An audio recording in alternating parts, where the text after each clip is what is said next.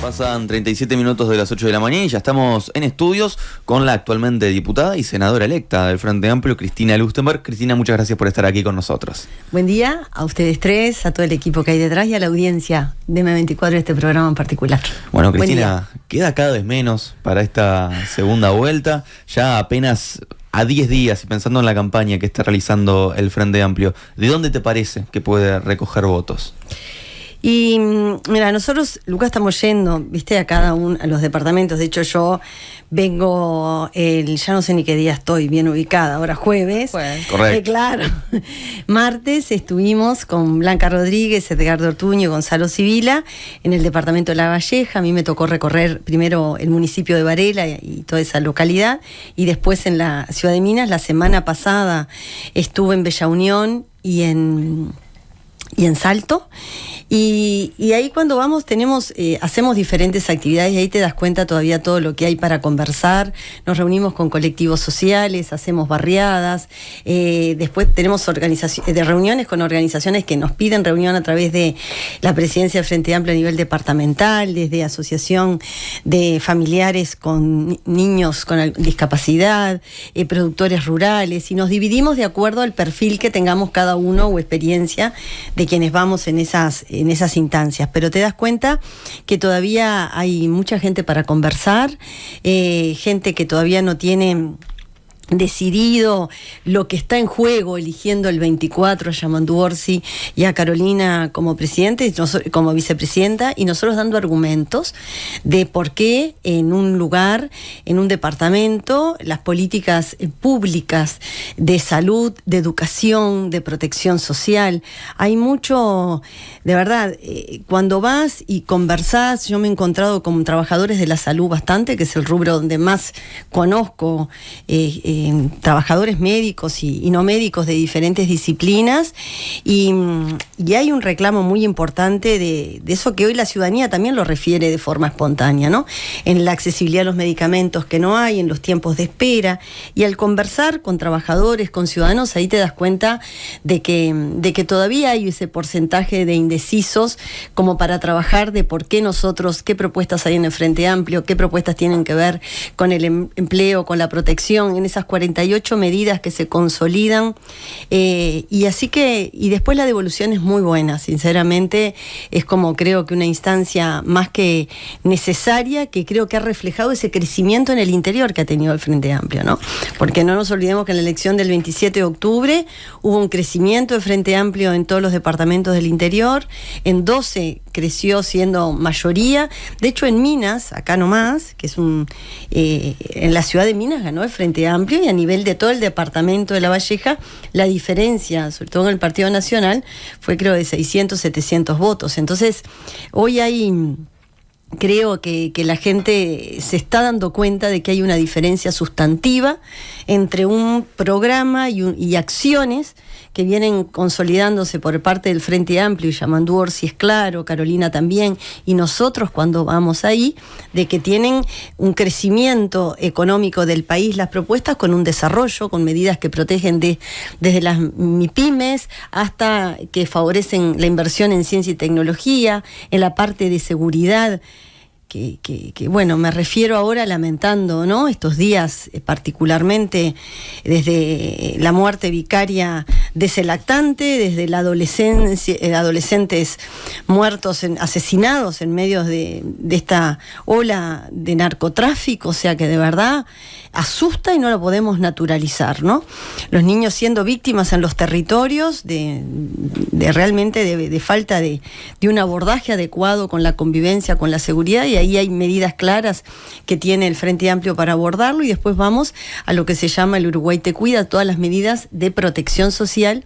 Y ahora en un ratito te vamos a preguntar por eso, Cristina. Hablas del diálogo con la gente, pero también venimos hablando acá en el programa de lo que va a ser el diálogo en el Parlamento, particularmente considerando, bueno, que en la Cámara de Representantes ni el oficialismo ni la oposición tienen mayoría. Entonces, en ese sentido, bueno, justamente tú estás hoy como diputada, ¿cómo te imaginás con qué personas o con qué bloques parlamentarios, con qué partidos podría negociar el Frente Amplio en la Cámara de Representantes, en caso de ganar, ¿no?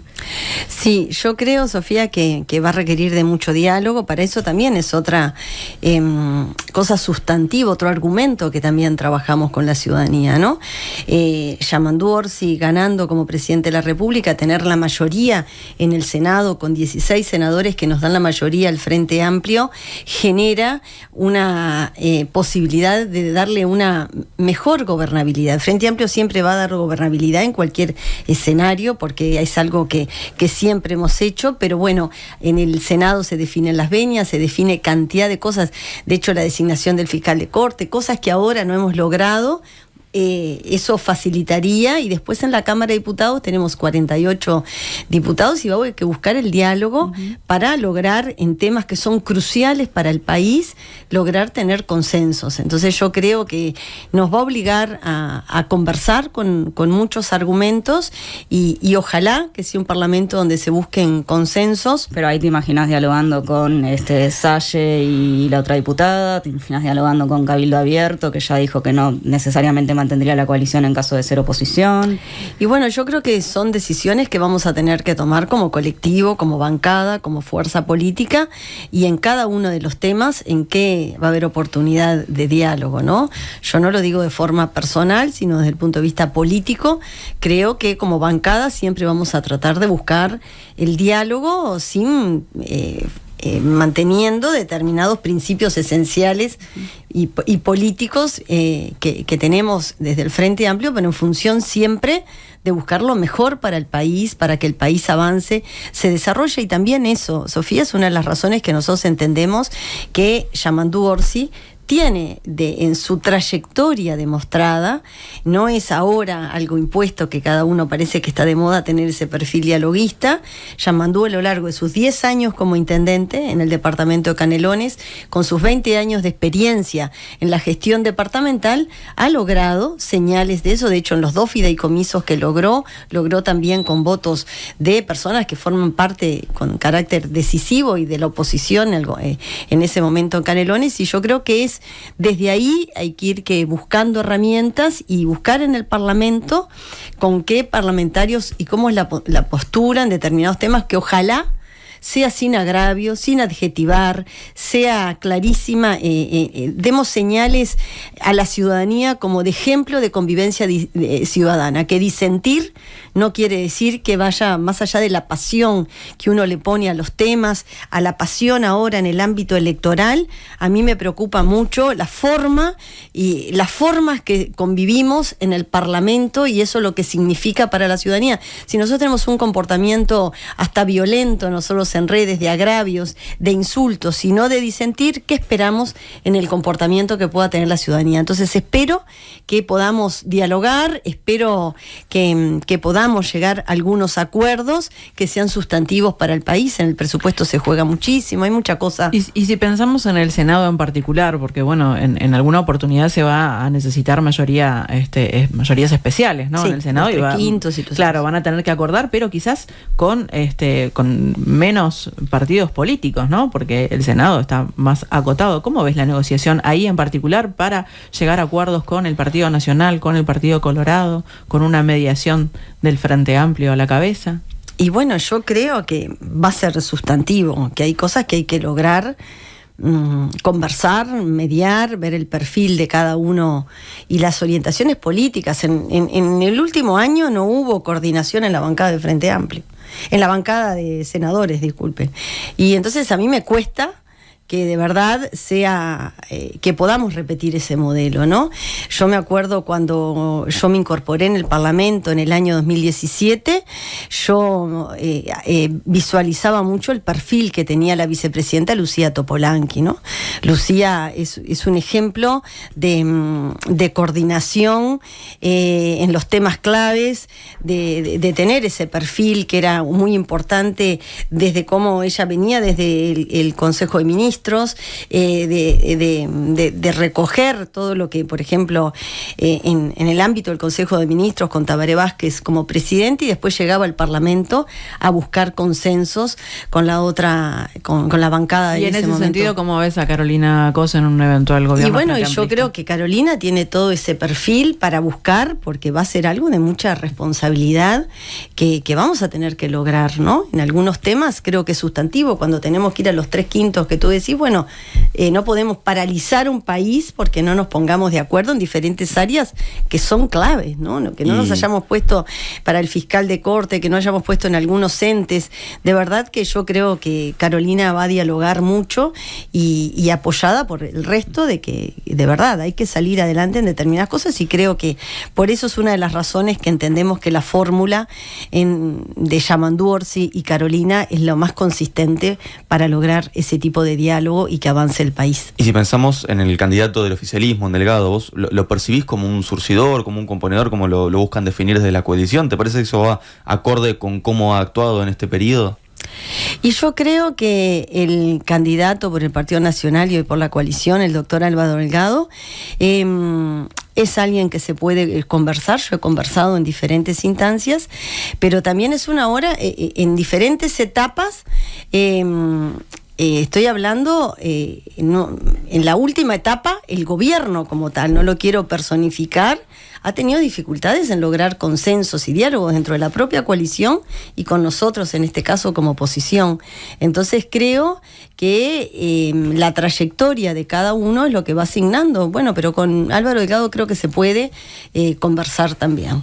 Diferente, estamos hablando de el rol y las características, porque hay algo que va más allá, Lucas. Creo que es algo que es lo que nosotros tenemos en el Frente Amplio como programa, como acciones, y por qué Yamandu Orsi recoge todo un acumulado que no es ahora un perfil dialoguista solamente impuesto. En el caso de Delgado, ¿es ahora?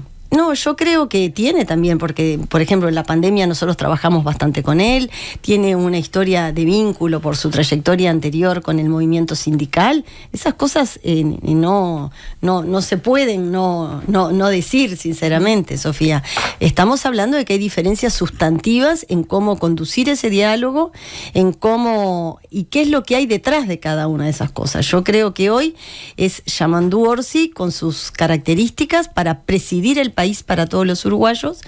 Álvaro Delgado tiene una visión que no quiero decir que no sea dialoguista, que no tenga un perfil, de hecho yo sería injusta si lo dijera en lo más personal, aunque ustedes vieron que no puedo soslayar, me tomó por sorpresa cuando dijo mi nombre en el marco de decir, por ejemplo, ejemplos de personas que podríamos ocupar cargos, y eso me pareció, sí, la verdad, totalmente inadecuado en el marco de un balotaje, donde yo soy una senadora electa por el Frente Amplio, convencida de que Yamandu Orsi tiene que ser el próximo presidente de la República, convencida del programa y las acciones que el Frente Amplio tiene para que crezca el país, y con una cosa que a mí me preocupa mucho y que no está claro en el programa del Gobierno Nacional ni en estos 5 años de gobierno, que es la redistribución con un quiebre en la desigualdad que ha aumentado en estos 5 años.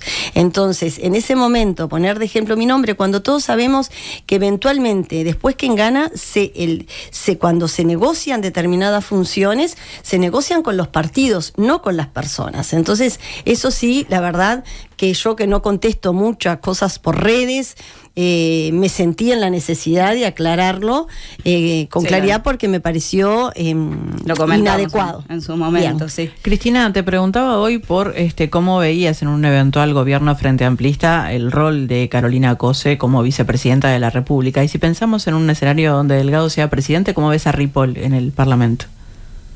Y bueno, ahí me cuesta un poco más. Creo que hay diferencias sustantivas, ¿no? Por la formación, no me quiero imaginar, ¿sabes lo que me pasa en este momento? Que la verdad es que entiendo la pregunta, creo que bueno, en todas las cosas vamos a tener que buscar diálogos. Valeria Ripoll no tiene experiencia a nivel parlamentario, sí la tiene a nivel sindical. es alguien que de verdad yo tengo buen diálogo en las instancias que he trabajado con ella, pero cuando uno ve su participación anterior y uno sus convicciones y este cambio tan radical a otra orientación, a veces cuando, resistir archivo, ¿no? Es como una cosa que es notoria, ¿no? Cuando uno ve sus intervenciones antes de dar este paso tan rápido, ¿no? Hacia formar parte del Partido Nacional y después de la coalición, un partido que tiene una trayectoria tan importante, es llamativo, y bueno, y veremos qué pasa.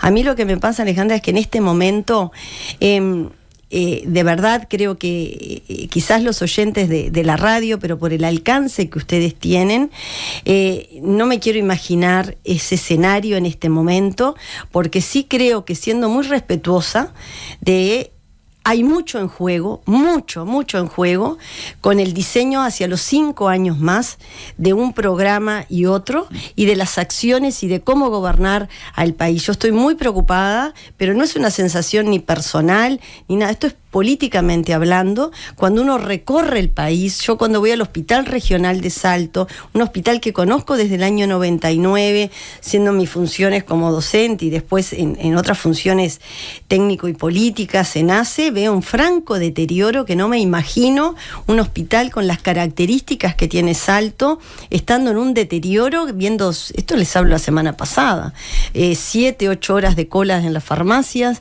los usuarios de una forma sostenida y espontánea se acercan a contarnos las graves dificultades en la accesibilidad a los medicamentos. Tenemos reuniones con trabajadores de la salud muy formados en gestión y que están directamente en la actividad asistencial con una gravedad tremenda. Tomamos contacto con técnicos del área social, del INAU, del Ministerio de Desarrollo Social, con un gran deterioro en todo lo que tiene que ver el abordaje territorial, las políticas sociales. Tomamos contacto con educación, los docentes, no estoy hablando solo de frente amplistas, ven un gran deterioro. Bueno, ni hablemos en el área de salud mental, que es una cosa que emerge también espontáneamente con dificultades. Cuando hablamos con los productores rurales en Bella Unión, yo escuchaba el intercambio de Frati con los productores, vemos de verdad todo lo que significaría para llegarle a todas esas personas que hoy, como tú me preguntabas, Lucas, me he encontrado votantes del Partido Colorado, colegas o ciudadanos que me han dicho, bueno, yo por mis raíces históricas, por determinadas cosas, voté al Partido Colorado. Ahora realmente creo que para gobernar al país siento la necesidad de votar a Yamandu Orsi y al Frente Amplio, porque siento que es un gobierno, las características de Yamandu, que escucha, que está cerca de los trabajadores, que puede negociar con los empresarios, pero no perdiendo de vista a los que menos tienen.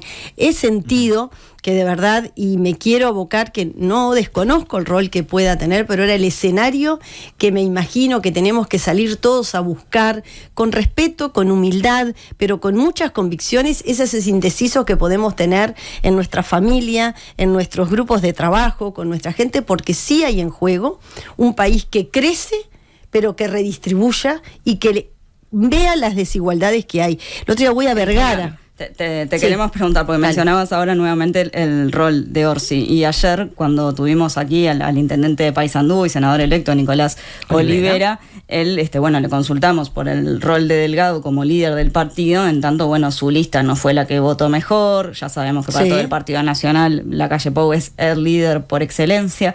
En el caso del Frente Amplio, el liderazgo de Yamandu Orsi está constituido, se puede hablar del que es el líder o uno de los líderes del partido hoy en día. Y yo creo que nosotros estamos haciendo una renovación importante, generacional, y Yamandu Orsi está ocupando ese rol de liderar nuestra fuerza política, y más al consolidarse hoy como nuestro candidato presidencial, ¿no? Yo creo que dijo una frase el otro día cuando decían, ¿no?, que el frente se iba más a la izquierda, y una cosa que a veces es agraviante, ¿no? Porque nosotros somos una fuerza política de izquierda, pero a veces como diciendo que estamos más, y él dijo, bueno, no está Astori en el homenaje de Astori, estoy yo creo que eso lo posiciona cada vez más como un líder que nos va construyendo la figura de representarnos a los frente amplistas, más allá de la candidatura, es que yo creo que paulatinamente, siendo el candidato, eso ayuda a conformarse desde ese lugar, porque creo firmemente en que Yamandú tiene esas características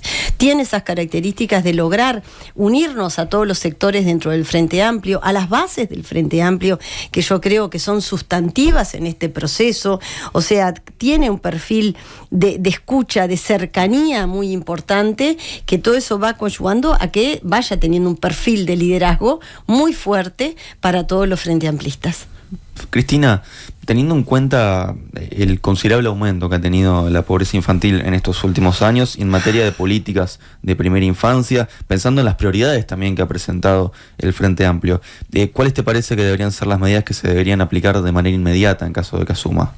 Y bueno, de medida inmediata, primero, viste que ayer, me entero de noche, se firmó un compromiso entre los dos candidatos. Muy particular. Claro, ¿no? Motivado por Gabriel Pereira, en algunas acciones que ratifican el compromiso con la primera infancia, y nosotros lo extendemos a la infancia y la adolescencia, porque cuando hablan de garantizar el cumplimiento y de ver la promulgación y la reglamentación de la ley de garantías hacia la primera infancia, infancia y adolescencia, tiene esa mirada de trayectoria de vida, sabiendo que los primeros, desde la etapa del embarazo y los primeros 1000 días son importantísimos, pero sin descuidar las otras etapas. Yo creo que las medidas más emergentes, uno cuando ve esas acciones, son integrales porque contemplan la parte de vivienda, la parte de transferencias monetarias, la parte de fortalecer el rol de CAIF y yo diría centros de atención hacia la primera infancia, extendiendo las horas. Creo que lo más importante es que cuando uno diseña las políticas de infancia y adolescencia, tiene que ver en el mundo adulto donde viven los niños. Uno no puede diseñar políticas de infancia sin desconocer las políticas que impactan en esos hogares. Si no hay políticas claras. Primero, yo creo que el tema de la seguridad alimentaria, que creo que los escuché ahora ustedes llegando, es un tema que emerge.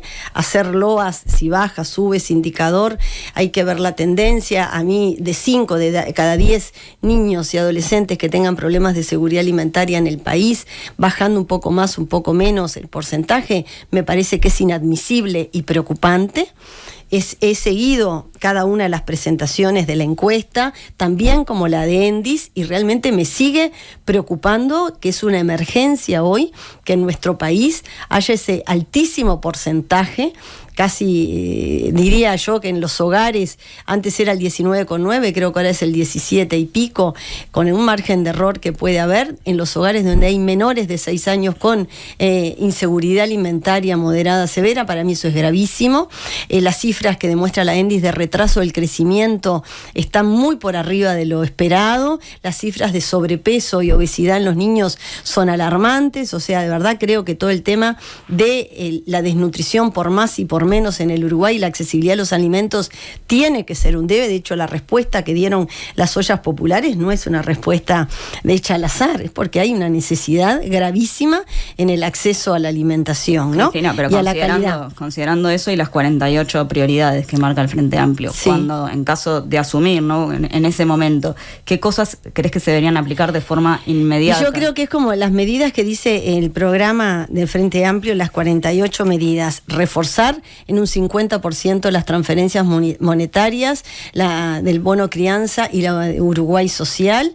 Eso creo que es prioridad, mientras que se revisa todo el sistema, como lo dice ahí, de las transferencias monetarias. Se van a acercar los 2.500 pesos a todos los niños que comienzan la etapa escolar o inicial, sabiendo que esa es una medida que impacta. Es el primer mojón. Las familias que pueden tener capacidad de endeudamiento ya se comienzan a endeudar con el inicio de las clases. Después hay todo ese compromiso de rápidamente mejorar lo que es la extensión de las escuelas de tiempo completo, de tiempo pedagógico. Yo creo que abordar todo como aborda, a mí me gusta mucho esas 48 medidas. ¿Sabés qué, Sofía? Sofía, porque tienen una integralidad. Cuando tienen las medidas de primer empleo para los jóvenes, de esas 12.000 primeras oportunidades laborales, de los 120.000 jóvenes que hoy están por fuera del mundo del trabajo.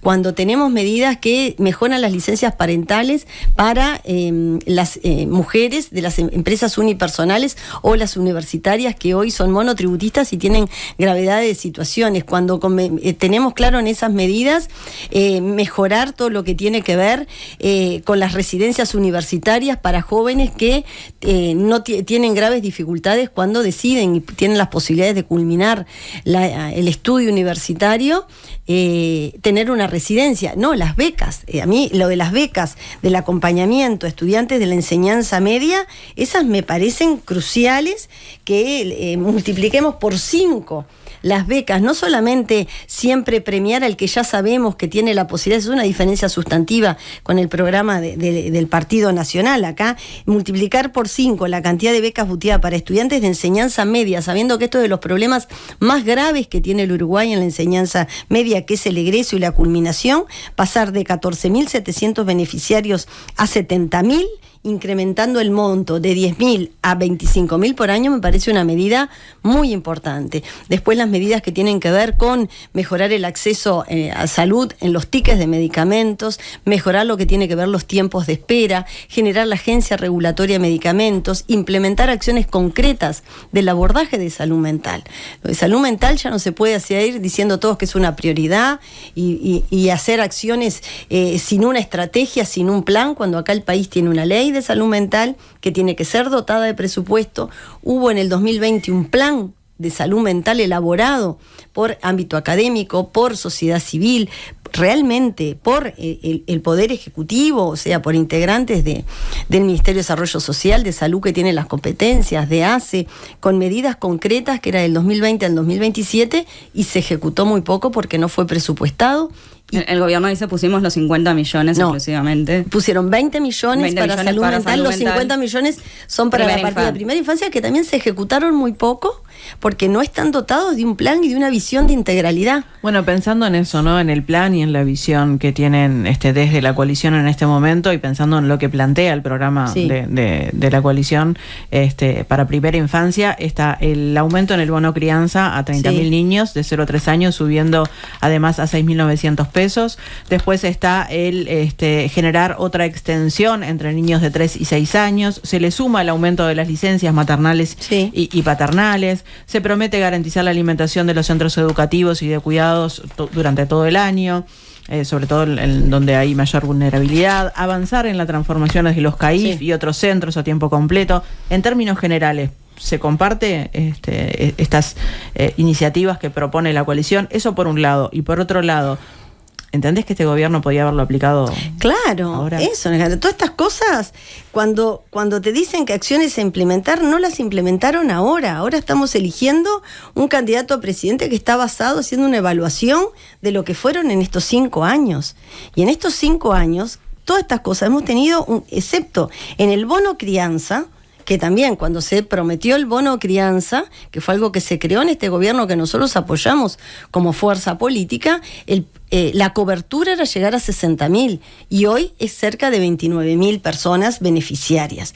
O sea, con todas estas acciones estamos, pero veamos por qué no las aplicaron en este gobierno, donde realmente, fíjense que acá hubo un aumento de 50.000 personas más por debajo de la línea de la pobreza. El indicador más duro, no estamos hablando de cualitativamente, que estos niños accedan a otras cosas más cualitativas. Estamos hablando de que 17.000 niños más engrosaron las cifras de ese 20% de niños y adolescentes que están por debajo de la línea de la pobreza, que hoy hace que el Uruguay tenga de forma inexplicable e inadmisible 157.000 niños y adolescentes por debajo de la línea de la pobreza. Entonces, de verdad, hoy, está bien, yo celebro todo lo que sea, pero también quiero volver a una pregunta, capaz que no le terminé a Luca. Cuando uno diseña políticas de infancia, si tú no tenés medidas concretas para favorecer el mundo adulto donde viven los niños, sin materialidad, para que los adultos se incorporen al mundo del trabajo, porque no hay mejor política social que quizás la que tenemos al trabajo, esos niños van a seguir estando, porque los niños viven en familias donde los adultos no alcanzan los ingresos suficientes para ellos tener las necesidades básicas satisfechas. Entonces, si esos adultos no acceden a un sistema nacional integrado de cuidados potente, donde hemos tenido un retraso cualitativo, y esto es lo converso con quien quieran. Tenemos más de casi 7.000 personas esperando por asistentes personales en situación de discapacidad severa. Converso todos los días con colectivos de madres, porque digo que realmente son madres las que están a cargo de estos niños, sobre todo niños con trastornos del espectro autista, pero con discapacidad severa, sin acceder a un asistente personal, una dirección de cuidados que tuvo 3 direcciones con un franco retroceso en su diseño 2020-2021. No fue solamente la pandemia lo que inhabilitó que siguiera funcionando e incorporar más familias asistentes personales. Hubo una voluntad política de rever si se precisaban asistentes personales o no, que quién duda hoy, teniendo 500.000 personas en el Uruguay con discapacidad, que de verdad no tengamos que tener acciones concretas, y esto que es lo básico, que es tener un asistente personal, que esos niños que tienen alguna discapacidad puedan ser acompañados, incluidos en el sistema educativo, con lo que eso significa para estas familias. O sea, de verdad uno ve que si no tenemos una conjunción, de verdad, acá también hay... Y me alegra que ayer en el compromiso que acerca Gabriel Pereira está por lo menos de soluciones habitacionales. Hoy tenemos, según el último dato de la DINEM que ha sido consolidado el año 2012, cuando yo coordinaba el programa Uruguay Crece Contigo, y esto no ha mejorado, ha empeorado, había 30.000 familias en situaciones de emergencia habitacional. Y eso lo saben los equipos territoriales. Si hoy tenemos los docentes y los maestros los docentes en la etapa liceal, tienen adolescentes y jóvenes que requieren alguna intervención de un equipo interdisciplinario con un licenciado en psicología, con un licenciado en trabajo social, con un educador, para tener un abordaje sociocomunitario de esa emergencia tan grande que después tenemos la punta del iceberg en los suicidios, intentos de autoeliminación, y no hay ese primer abordaje que no solamente desde el punto de vista más sanitarista, sí los maestros, que hoy hacen, y hoy en estos 5 años se ha hecho muy poco en eso, muy poco. Entonces, está bien ahora todas esas promesas, porque en la campaña electoral es una catarata de promesas, pero hoy, cuando estamos evaluando lo hecho por este gobierno, hay una diferencia sustantiva. Frente Amplio no hizo quizás todo, pero descendió la pobreza de casi un 53,5% en los hogares donde hay niños y adolescentes aún un porcentaje del 17,1%. En estos años aumentaron, y cuando vemos realmente estas medidas tienen que ser acompañadas de abordar las características de los hogares que tienen. Cuando vemos que se han retirado los equipos territoriales, cuando voy a los lugares y los técnicos te dicen: Cristina, casi no hay canastas para dar, no tengo estrategias de inclusión ni de capacitación de INEFOP, no tengo, o sea, en Bella Unión, para poner un ejemplo, nada que ver, 5 personas en situación de calle la semana pasada conversando con el equipo Ciudadela de todos los partidos políticos. Pedimos la autorización institucional, ¿no? La dirección sabía que se iba a reunir con nosotros porque queríamos conversar cómo estaba haciendo en Bella Unión, qué dispositivos había, aparte de Ciudadela, para el consumo problemático de sustancias, gran problema que tenemos también que abordar, y qué herramientas había. Y ahí nos enteramos que hay 5 personas en situación de calle, y no podemos tener un refugio, una situación para 5 personas identificadas. Entonces, de verdad, hay situaciones que hoy creo que comparativamente lo que hizo el gobierno, el Frente Amplio, a los 15 años de gobierno, con nuestra autocrítica también clara, y con las propuestas que hoy tenemos, eso es lo que hoy nosotros estamos convencidos de que para que se desarrolle el país, para que crezca, también tiene que haber políticas que no favorezcan solamente ese 5 o 10%, sino hoy al casi 90% de la población que no tiene políticas. Que el tema más grave que yo creo que tiene el Uruguay es la desigualdad territorial, de género, intergeneracional y étnico-racial. Y para eso Frente Amplio tiene hoy propuestas concretas para abordar a corto plazo, y después otras a diseñar en el presupuesto para que impacten en los 5 años de gobierno. Senadora electa Cristina Lustenberg, muchas gracias por estos minutos en Nada que Perder. No, gracias a ustedes, y estos días seguimos voto a voto. Gracias, Cristina. Gracias.